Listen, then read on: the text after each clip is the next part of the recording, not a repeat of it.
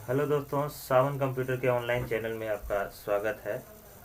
आज एक सब्जेक्ट के साथ प्रस्तुत हुआ हूँ। इसका नाम है संवेदीकरण एवं जागरूकता कार्यक्रम, सेंसिटाइजेशन एंड अवेयरनेस प्रोग्राम।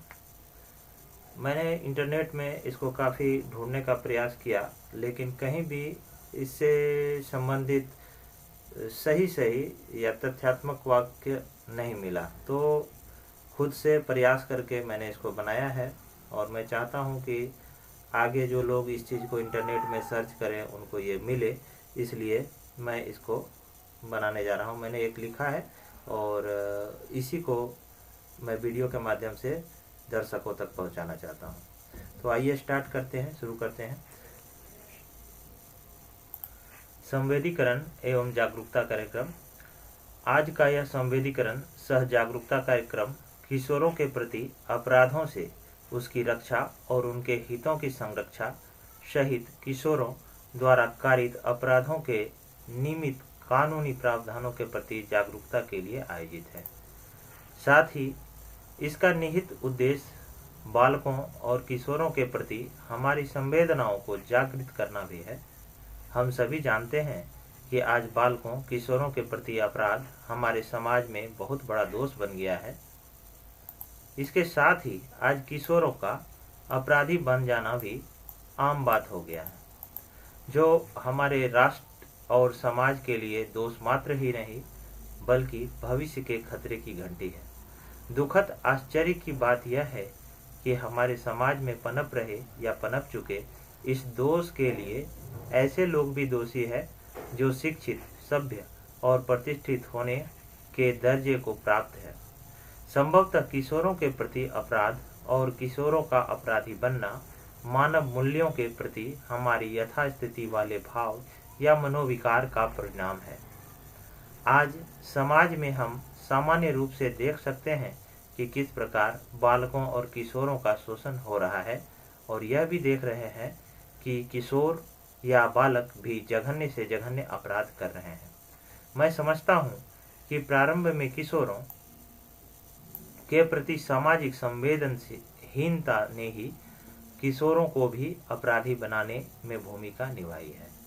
अब चूंकि यह समस्या काफी गंभीर हो गई है, इसलिए सरकार ने किशोरों एवं बालकों के न्याय हित में किशोर न्याय अधिनियम और पॉक्सो अधिनियम का प्रवर्तन किया है और समय समय पर उसमें आवश्यक संशोधन किया जाता रहा है।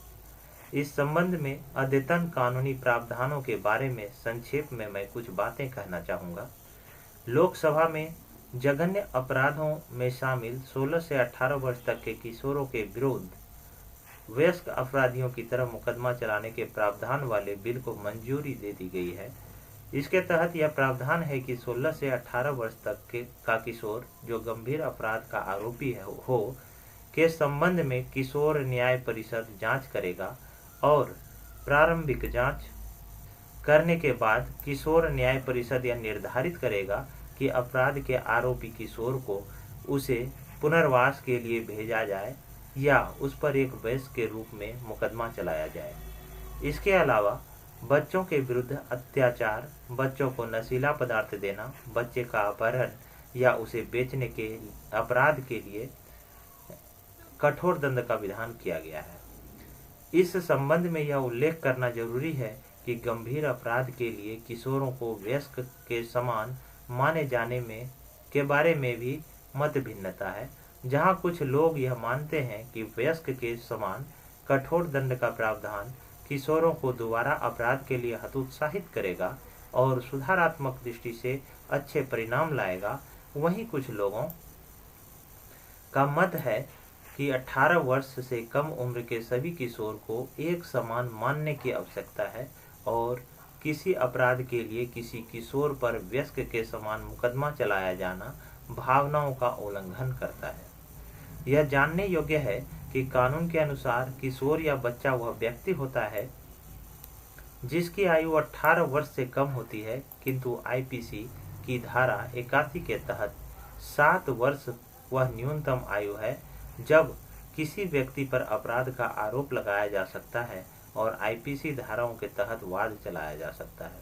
आगे मैं बताना चाहूँगा कि एक प्रावधान के तहत यदि कोई किशोर किसी अपराध के लिए 21 वर्ष की आयु से पहले पकड़ा जाता है तो किशोर न्याय परिषद जांच कर किशोर की अपराध करने और उसके परिणाम के संबंध में शारीरिक और मानसिक क्षमता का पता लगाता है और इस आशय का सुझाव देते हुए आदेश पारित करता है कि किशोर पर आपराधिक वाद चलाया जाए या नहीं, और इस आदेश के साथ वाद को चिल्ड्रन कोर्ट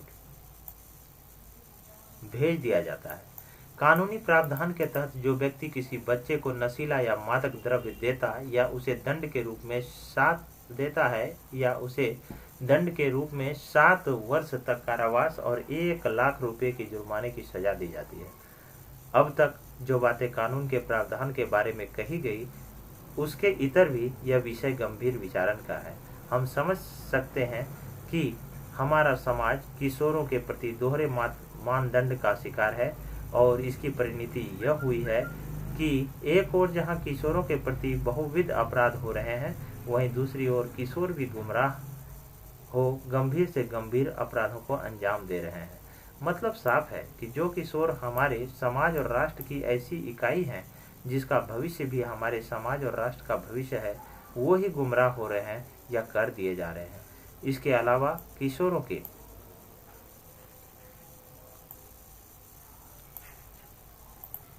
प्रति शोषण और अपराध भी हमारे समाज की संवेदनहीनता का परिचायक है।